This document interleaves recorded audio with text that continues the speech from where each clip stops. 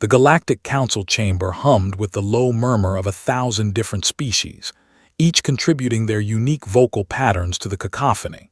Honey stood at the human delegation's platform, her hands clasped behind her back, watching the holographic display that floated in the center of the vast spherical room. The data streaming across the screen told a story that most species in the galaxy refused to believe. Humanity was thriving. It had been exactly 100 standard cycles since the Vorathi had made their fateful decision, a choice that their representative, Ambassador Krelther, still struggled to explain to his own people. On that day, when humanity had been nothing more than a primitive species barely reaching beyond their own moon, the Vorathi had violated the Council's most sacred law, the non-interference directive.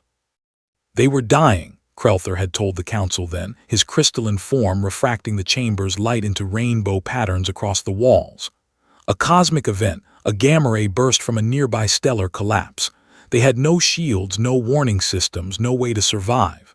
And yes, they were pre-contact. Yes, it violated every protocol. But I looked at their primitive satellites, their first tentative steps into the void, and I saw potential. The Council had been outraged. The Vorathi faced sanctions, exile, complete isolation from galactic society. But Krelther had acted anyway, deploying an experimental shield generator in Earth's orbit, a piece of technology so advanced that humanity wouldn't even detect its presence for another 50 years. Honey remembered learning about that day in school, how the sun had seemed to flicker strangely, how scientists had scrambled to explain the unusual radiation readings that should have sterilized the planet but somehow dissipated harmlessly, how it had been labeled an astronomical anomaly, a lucky coincidence. It wasn't until humanity developed quantum-fold sensors that they discovered the truth, and the massive, deteriorating Vorathi shield generator that had saved them. Ambassador Honey, the Council speaker's voice resonated through the translation matrices embedded in every delegate station. You have requested this emergency session.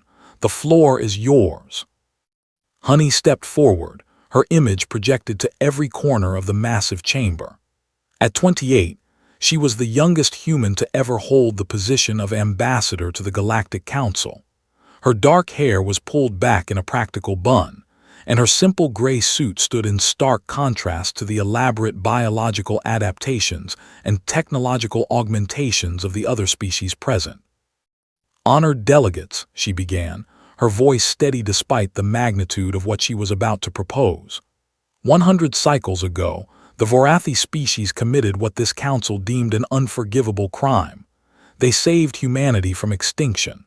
For this act of compassion, they have suffered a century of isolation, economic collapse, and the slow death of their civilization. Murmurs rippled through the chamber. The Vorathi section, a small, dim corner where only a handful of delegates still maintained their positions, remained silent. "Today," Honey continued, "humanity wishes to propose a motion.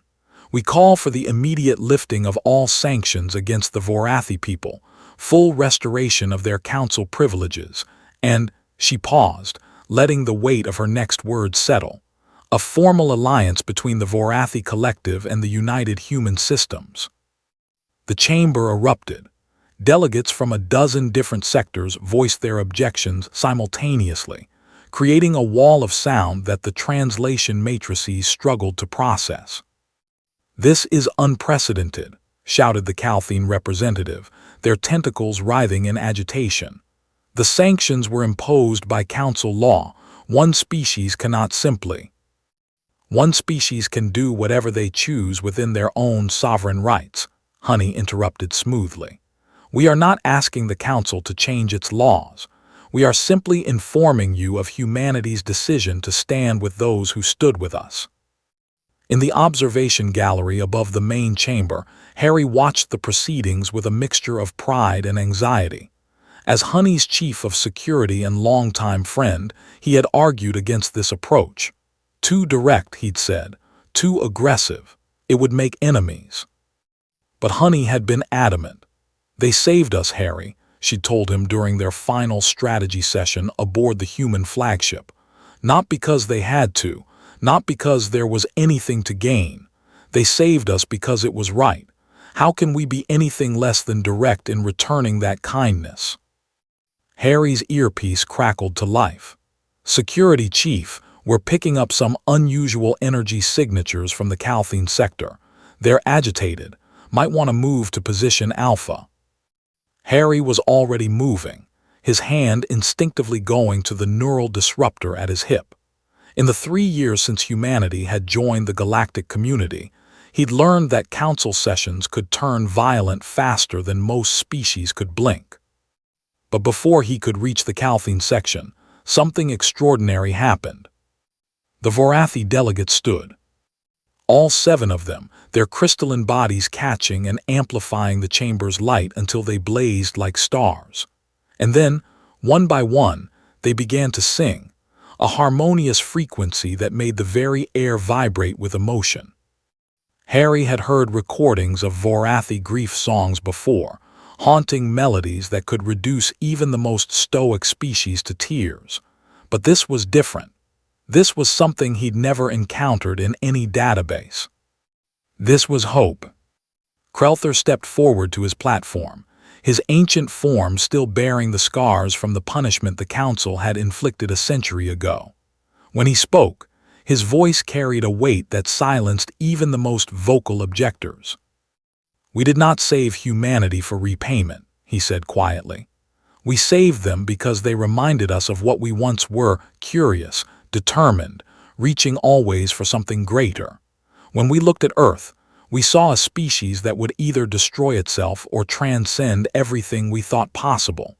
We chose to give them the chance to find out which." He turned to face Honey directly. "Ambassador, your offer honors us beyond words, but you must understand what you're proposing. Alliance with the Vorathi will cost you.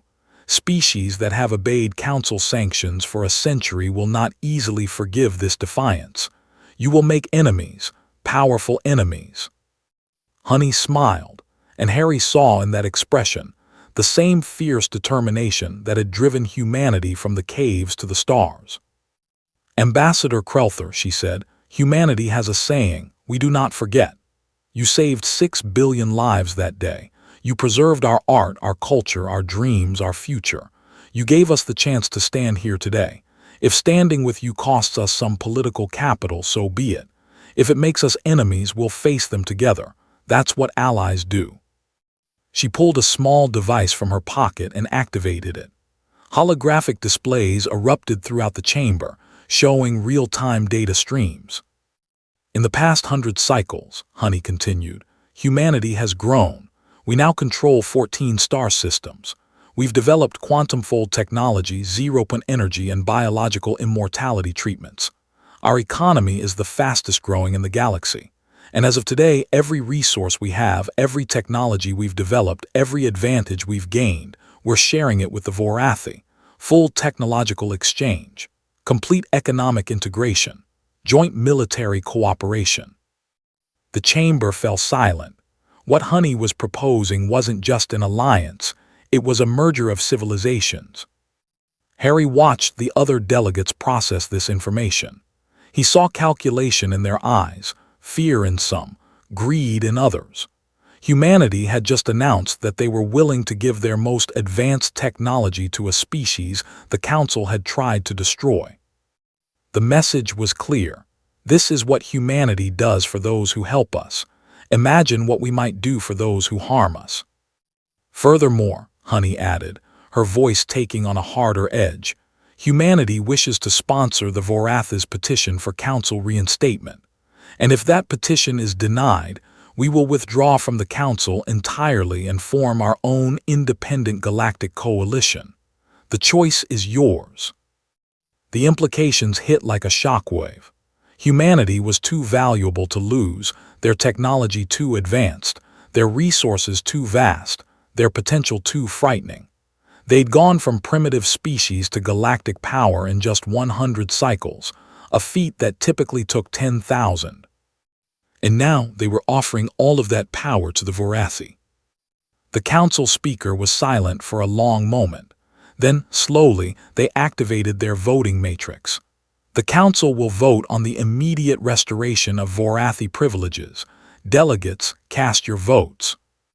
Harry held his breath as the holographic displays showed the tallies. It wasn't even close. The motion passed with an overwhelming majority. Later, after the formal ceremonies had concluded and the delegates had dispersed, Harry found Honey standing alone on the observation deck of the human flagship, staring out at the starfield. "You did it," he said quietly, coming to stand beside her. Honey shook her head. "Krelther did it, 100 cycles ago when he chose compassion over protocol. We just paid a debt." "Some people are calling it the most brilliant piece of political theater in council history," Harry said with a slight smile. "Forcing them to choose between accepting the Vorathi or losing humanity entirely." "It wasn't theater, Harry." Honey's reflection in the viewport was serious, her eyes distant. "It was a promise. Humanity remembers. We remember who stood with us when we couldn't stand alone, and we'll always repay that debt, no matter the cost." Outside the viewport, a Vorathi ship glided past, its crystalline hull gleaming in the starlight. Inside, Harry knew Krelther and his people were celebrating their resurrection, their return from the brink of extinction. All because 100 cycles ago, they'd chosen to save a primitive species that had nothing to offer in return. And because 50 cycles later, that species had become powerful enough to save them back. That was the human way. That was the promise humanity made to the galaxy. Help us, and we'll move stars to help you in return. Harm us and face a species that never, ever forgets.